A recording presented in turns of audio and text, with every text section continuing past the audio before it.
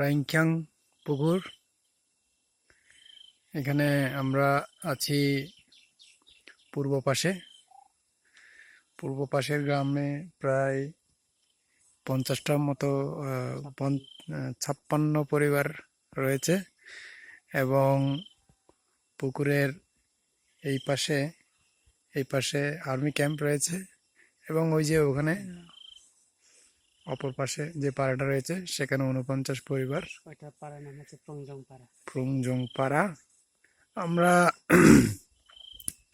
এখান থেকে যা দেখতে পাচ্ছি, এইখান থেকে ওই লাস্ট পর্যন্ত প্রায়, এবং ওখান থেকে আরও ওদিকেও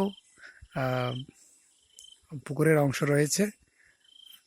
আমরা গতকাল এই পথ দিয়ে হেঁটে ওইখানে গিয়ে ওই দিকে একটা ঝর্ণা আছে, সেখানে অর্থাৎ পুকুরের লাস্ট পর্যন্ত যাইতে আমাদের সময় লেগেছে প্রায় 1 ঘন্টা। তারপরে ওখান থেকে ঝর্ণায় পৌঁছাতে আরও প্রায় 20 মিনিটের মতো দরকার লাগবে। সব মিলিয়ে এখান থেকে যেতে রাইংখ্যাং ঝর্ণায় পৌঁছাতে সময় লাগবে প্রায় 1.5 ঘন্টা মতো।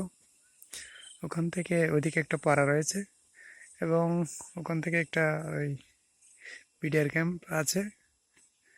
এরপর ওখান থেকে গিয়ে আমরা ওই দিকে গেলে বাংলাদেশ, ভারত এবং মায়ানমারের সীমান্ত দেখতে পাবো, কিন্তু ওখানে আমরা এখন যাব না, হয়তো আগামী বছর প্ল্যানিং আছে যাওয়ার।